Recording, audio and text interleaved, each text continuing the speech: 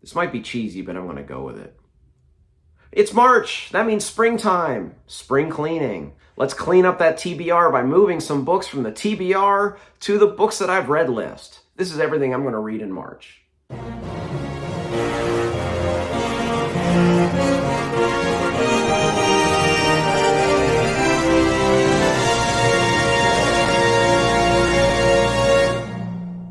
Hey everyone, and welcome to my March TBR. I'm going to share with you the 7 books that I plan on reading this month.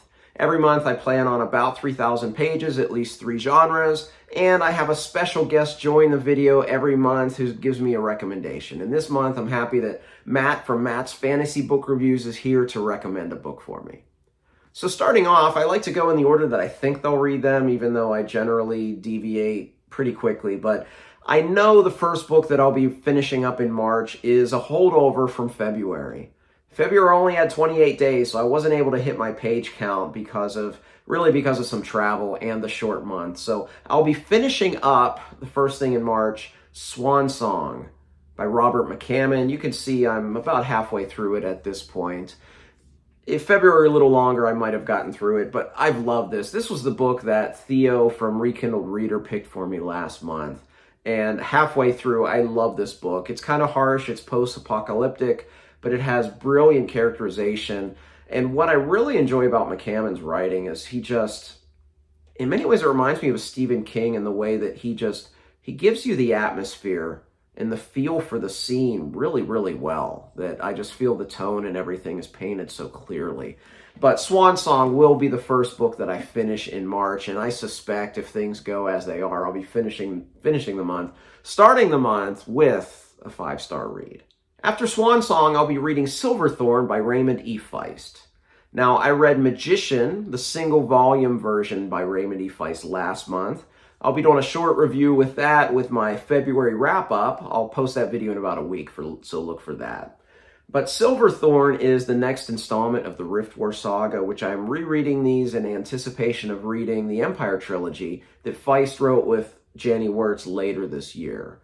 And Silverthorn is, what I remember is it's a quest. And if there's one thing I never tire of, it's a quest in fantasy. So I'm very much looking forward to reading Silverthorn after that. The third book I plan on reading this month is one on my Kindle called Angel from the Rust by Jason Link. Jason is a self-published author who sent me this book, and I'm really excited to read it. Let me read the blurb for you. They say Earth was a place of wonders where towers pierced the clouds, cities lit up the night, and flying machines streaked across the sky. It was magic, but the magic conjured the end war. Fire fell from the sky and metal beasts leveled the cities. That was 600 years ago. Now the ruins of the ancient world are buried or overgrown, and the technology of the past is feared as a forbidden magic. Corvala, a young musician on the run from the law, never intended on getting mixed up with history. But when a murderer falls from the heavens and sets himself up as a god, she's driven into wilderness and discovers the secret of her bloodline, a code of immense power embedded in her DNA. The code could save thousands or plunge her into madness. To defeat the tyrannical false god, Corvala must do something more terrifying than confront the demons of Earth's history. She must confront her own. So I'm trying to read more self-published authors this year, and this one just really appealed to me. I really like the setting, thinking of a futuristic Earth that's more medieval in tone because of an apocalypse. I love that it's a musician, and I'll actually be reading this. I'm planning on taking this with me. I'm taking my student musicians, my orchestra, to Orlando for 4 days. So it'll be perfect to be reading about a musician on that trip. So I'm looking forward to reading Angel from the Rust by Jason Link. After that, when I get back from Orlando, it is spring break. So that means let's pick up a chunker. And that chunker is going to be Dead House Gates by Stephen Erickson, the second book of the Malazan Book of the Fallen. I'm very much looking forward to reading this one. The first book, I had a little bit of trouble with some of it because there was a lot of confusing aspects, but it seems that it gets a little bit more illuminated as you go through the series. And I'm looking forward to this. This Malazan Book of the Fallen just is such a great book series. I'm glad we spread it out, and I'm looking forward to reading book 2, Dead House Gates, in March. After Dead House Gates, I plan on reading The Voyage of the Dawn Treader by C.S. Lewis. This, of course, is part of the Chronicles of Narnia. It's the third one published. And I'm kind of pairing the months that I read Malazan with C.S. Lewis, which Janie Wirtz told me on Twitter I'll warp my brain doing that, but I'm doing it. It was kind of fun the first month to read Gardens of the Moon and follow it up with The Lion, the Witch, and the Wardrobe. So The Voyage of the Dawn Treader is up after that for me. It'll prove a great contrast from Deadhouse Gates, not just in the size of the book, but in the tone of the book. After I finish Voyage of the Dawn Treader, it's time to read Matt's book. So take it away, Matt. What am I going to read this month? Hey Josh, thank you so much for having me on your channel, and I was thinking for a while about what book that I wanted to suggest for you to read, and my first thought was, man, I'm going to stick it to him. I'm going to make him read like some 2,000 page, enormous, huge book. But then I thought, this is Josh. He eats up books faster than any guy I know. That's not going to stumble him at all, so that kind of ruined the fun out of that idea.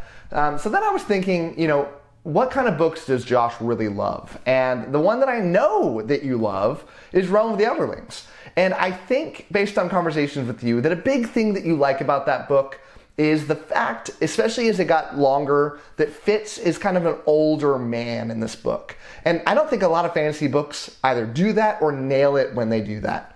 Kings of the Wild, the book that I'm going to have you read, does this to perfection. This is a rock star story that is fun from beginning to end. It's got this mix of lighthearted and more serious tone to it. But it's about this band of older warriors who get back together for one last mission. And man, it plays this older character arc to perfection. I can't wait for you to read it and hear your thoughts. I don't know if you're a fan of 70s rock and roll. I'm a little bit of one, but this is littered with references to 70s pop culture that even if you pick up some of them, it doesn't ruin the story if you don't, but they're just fun little things to point out. This is such a fun story. I got this book recommended to me from Petrick a long time ago, and I did a similar thing, so I am paying it forward and giving it to you. Have so much fun reading Kings of the Wild, and I want to see what your thoughts are. Thank you, Matt. I am really excited to read Kings of the Wild. I'm glad you picked this and not a 2,000-page chunker for me. But talking about this book, what you talked about, really has me intrigued.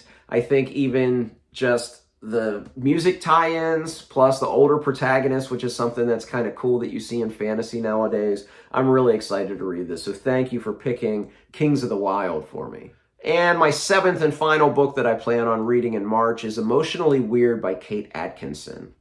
If you saw my top 10 video of my favorite authors, you know that Atkinson was on there, but I'd only read 5 books of hers. So this would be the 6th book that I read from her. However, I do have to say that I started this book in 2020 and DNF'd it about 50 pages in. So I'm hoping that the second time around I'll be able to finish this book. I do remember some of the things I didn't like, but maybe going in with a little foreknowledge of that, I can enjoy this one because I do love Kate Atkinson. Again, top 10 favorite author for me. I hope to read more of her, starting this year with Unbelievably Weird. But hey, that is my TBR for March. Have you read any of these books? I'd love to hear your thoughts, spoiler-free, of course, in the comment section below. I'd also love to hear what you're reading in March. What are you most looking forward to reading this month? Once again, I want to thank Matt from Matt's Fantasy Book Reviews for adding a book to my list this month. I'm really excited to read Kings of the Wild. If you like this video, please like and subscribe. You can also find me on Twitter and Goodreads. I'd love to interact with you there. As always, thank you for watching. Till next time, goodbye.